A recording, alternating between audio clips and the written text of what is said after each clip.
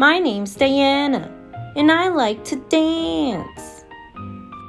What's up, homies? It's your girl, Diana. Welcome back. My name is MyMilkshake777 on all platforms. You could probably find me there if I'm there.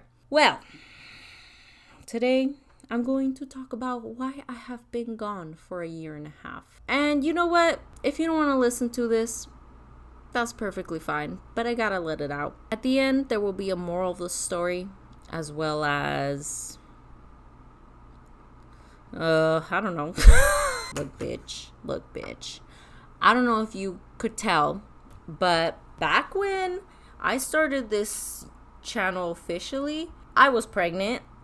I wasn't fat, as a YouTube commenter tried to say, and then deleted his comment. I was pregnant. October of last year, I gave birth to my little baby. Her name's Yuki. She's a good girl. Most of the time. So labor is a bitch, dude. I wanted to do natural. I know, don't criticize me right now, okay? I wanted to do natural because I have like a bone phobia where I just don't like the thought of something touching my bones or them breaking or them being distorted.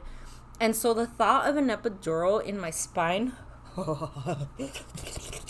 like to this day, even though I did it, to this day I'm like, no, oh God, why? I just don't like the thought of a needle in my spine, like, ugh. Okay, anyway, so that is why I wanted to do natural, right?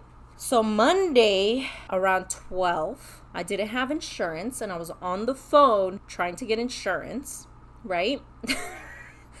And literally as I'm on the phone, I start feeling cramps and I'm like, oh shit, I think it's happening.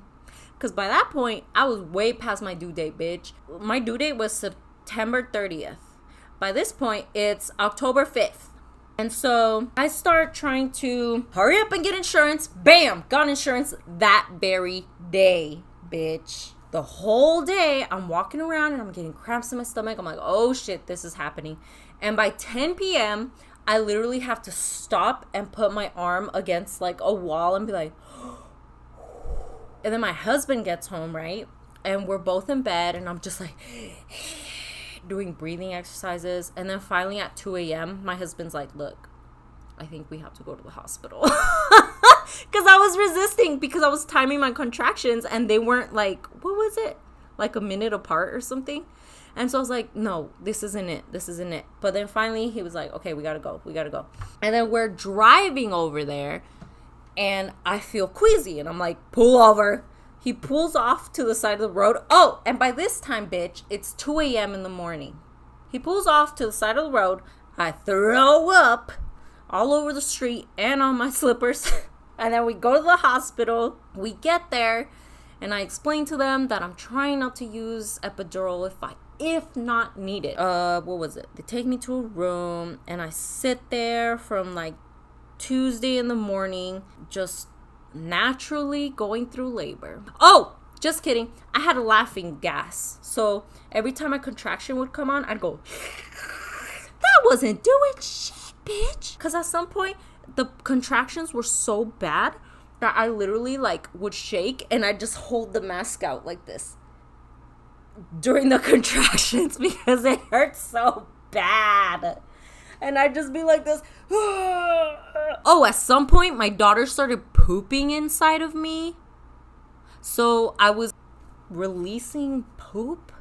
And then finally, I was ready. I was like, this is it. It hurts so bad. Like, at this point in time, I'm probably ready to push. So they're like, okay, let's check your cervix. And they stick their fingers in there. Hi, editing Diana here. So I failed to mention that the reason why I thought I was fully dilated and ready to bust that baby out of my coochie was because I had watched a bunch of positive natural birth stories, and one of the ladies that I was watching said that she knew she was ready to start pushing because every time she would have a contraction, she would shake, like her whole body would shake. And that's what I thought I was doing. I was like, like holding the mask like this, and like I swear my whole body was shaking. So at that point in time, when they told me, let's check you, I was absolutely sure. I'm like, this is exactly what I saw on YouTube. I am ready to pop this baby out. So that's why I was comparing what I was feeling to that lady on YouTube. To try to check how big I am, like how dilated I am. And it hurts. I literally am like, because it hurts so bad. Them just checking me, bitch. I'm over here like, she's gonna tell me I'm like 9 centimeters and ready to push, right? She's like, you're 6 centimeters. 6 centimeters? Bitch. I have been in labor since Monday, and you're really trying to tell me that right now I am only 6 centimeters, bitch? By that time, I think it was like Tuesday in the night. So I was like, I give up. Give me the epidural. I don't care what mental obstacles I gotta go through. Give me the epidural. They did. They like, I think it took them a bit, like 30 minutes to get someone over and like give me the epidural. And I was just sitting there like, oh God, why? And what's worse is that wasn't even the end of it. I had relief for like a little bit. And then slowly, I was like laying on my right side. You'd feel all the pregnancy contractions on your left side. And I was like, I'm dying still. What the fuck? And so they constantly had to like come back, give me more epidural juice. And then finally at some point they're like, okay, look. Because at this point they were like putting me in all kinds of angles to try to get her to go down. Because she wasn't even down all the way, homie. She was still above my hips. And so they're like checking me and they're like, look, I think she's stuck on your hip. So at this point, if in an hour she's not wanting to come out yet on her own, we're gonna have to do a C-section. And I was like, can you do a C-section right now? Do we have to wait for that hour? And the nurse was like, well, C-sections are a major surgery, and so it would be nice to just wait a little bit more to see if she's wanting to come out naturally.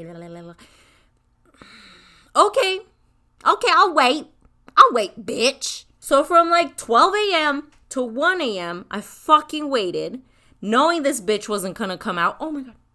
No offense, Yuki. You are not a bitch. It's just a form of expression. I apologize. Anyway, I just knew she wasn't gonna come out and I'm gonna end up with a C-section. And that's exactly what happened, okay? We go to the C-section operating table and I'm literally shivering. Like, I'm like, because it's, I don't know why. Maybe it's epidural, I don't know. But I'm just cold as hell. And they like put blankets around my face and that doesn't help for shit. I'm still shivering. And then finally they like boop, boop, boop, boop, boop. Cut me open, take my baby out. I heard her crying. I was like, my baby. Okay, this is the part where I hope someone that works in a hospital in that same operating room like hears me out or something. When they escorted my husband out, they were just gonna, they handed him the baby. We're gonna escort him out. And in that process, he was like, wait, look. And he came over to the other side of the curtain. And he was like, look, our baby. And I was like, oh, yay. And then I stayed there shivering. And I was shivering so bad, I literally thought I was going to die. Like, I'm not trying to be dramatic. I swear to God. I don't know if it was the drugs. Yeah, it could have been the drugs. It could have been the drugs that made me think I was going to die. The laughing gas, I bet. I was like, shit, I'm gonna fucking die. Because I was so cold. I was like, this is it. I'm never gonna meet my daughter. And I was like, no. Stay alive, Diana. Hold it down. He probably has to close you up within 30 minutes, okay? Can you stay alive for 30 minutes? And I was like, yeah. Yeah, I could stay alive for 30 minutes. I can't remember what I was thinking, to be honest. But I was like, blah, blah, blah, blah, blah, blah, blah, trying to keep myself alive and like shivering the whole time. Which again, I'm sure that wasn't the case. I wasn't dying. But in my head, I really, truly was. Like, I was like, hold it down, Diana. You can survive this. Do it. And I did. I survived this. Little did I know until like last week or so. It wasn't 30 minutes that I was in there holding it down, trying to stay alive. It was actually like 2 hours. They rolled me into this one like curtained area and he was there with our baby. And he said it was 2 hours. I'm like, damn, look at me holding it down for 2 hours. Hashtag survivor. Survivor of giving birth to another whole human. Anyway, I just remember I was like fucked up, right? And I was like half asleep. Because laughing gas, I think, is like dreaming, honestly. That's what it felt like. Like, it felt like I was dreaming. My husband was there and our daughter was crying and crying. And then finally she gets quiet and falls asleep. And he's like, Diana, would you like to hold our daughter? And I'm like, yeah, I would love to. And he like puts her in my arms. And I'm like, hi, Yuki! And with that, she immediately wakes up and is like, yeah, so I ruined that. But I was on drugs, okay? Can you blame me? It's me, editing Diana again. I also wanted to mention that when I was in that curtained area, I was hallucinating. That's the closest I can describe it. I was trying to have a regular conversation with my husband, or more, he was trying to have a regular conversation with me, and I was just kind of responding like in a dreamy fashion. All I remember is that at some point he was asked me a question and I was like, yeah, the horse is gonna go with the carriage. And I wouldn't even realize I was saying something weird until he was like, what? And when he would be all weirded out, that's when it hit me. Oh, I said some weird shit, huh? Like, it felt like I was verbally expressing my dreams, but I was awake. Also, I cannot emphasize how thirsty I was.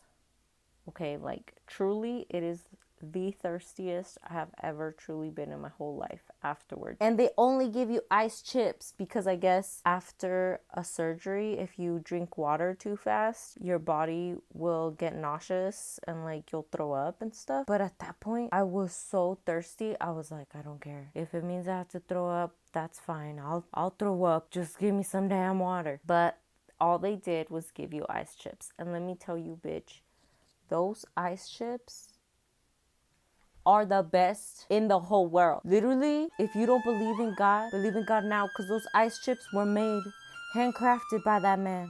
I'm just kidding. I'm not religious. Yeah, that's all they would give me. And because I was hallucinating, I would be chomping on the ice chips. And I noticed that the ones at the bottom were melting. And so after a long time, I would have like water pooled at the bottom. I was hallucinating, and in my head, I'm like, ha ha. Little do they know I have water now. And I'd chug it. And then it'd get low and I'd be like, damn. But I'd feel mischievous. I felt like I got away with something that they didn't even realize, you know. I told my husband that, how I felt cool because I was getting away with it. And he was like, well, I mean, that still is okay because, you know, you drink the water, it'd go away, and then you have to wait for it to melt. So you're not chugging water. And that made me realize, oh, okay, so I wasn't being sneaky. It was part of the process. It was planned on their part. Yeah, so that was traumatizing. And literally, I had no complications. At some point, I think I had like a clot in the placenta, but that's about it. Like, I literally had no problems. And it's funny because when I was first pregnant and I was looking into positive stories, the positive birth stories were still terrible. They were still like, and I was screaming in pain. Okay, bitch. So, word of advice. If you ever intend to birth a whole child, let me give you some advice. Take all the drugs they are willing to offer you. All of them. Because this is the way I see it. A newborn, the most stress they're ever gonna go through in their life is birth. So, you're really trying to tell me you're letting this little newborn come into this world without any assistance, all natural, scared as fuck? Like, what the fuck is going on? No. Give that poor baby some drugs, at least some morphine. Poor thing. Well, when I was trying to go for a natural birth, I was also like, okay, well, you know what? It'll also help my baby because they won't have drugs in their system. But maybe that's what they need. Maybe they do need a little bit of epidural juice. I looked that up too. Like at some point they were saying that like babies born with epidural assistance are like quieter or something, or like more sleepy. And I'm like, let them. Poor things. They literally just came out of a fucking womb. Of course this shit is traumatizing. Give them a little bit of drugs. Poor thing. Let them relax. That's why I'm just so against natural birth now. Like, if you're for natural birth, do your thing, girl. It's your body, your choice. But if someone's like, I don't know if I should go natural or use drugs, I'm gonna tell them. I'm gonna tell them my tips. I'm gonna tell them they should take the drugs, okay? I don't ever wanna see another woman go through that fucking pain, okay? No. You take whatever drugs they're willing to give you and you have fun with this labor. All in all, I think I was in labor for 36 hours. Bitch, I didn't think I was gonna be in labor for that long. I have a theory that my hips are hella tight. I mean, I am 5 feet, so maybe that also probably didn't help my daughter to come out of me. But I have also been doing a lot of weightlifting since I was like a freshman in high school. So I'm just so sure that had to have been why my hips wouldn't let my daughter drop down. I don't know if that's accurate, but that's my theory. Here is my advice. If you want to pop out a baby, you girl, take all the drugs they are willing to give you, bitch. You deserve it, bitch. You do not need to feel labor pain for as long as you need to, okay? Please take the drugs. That is why we are medically advanced nowadays, because we are trying to not have women die during labor, which was a problem before drugs. So FYI, please take the drugs. Fuck natural birth. Fuck natural birth. Take the drugs. Hi. Editing Diana again.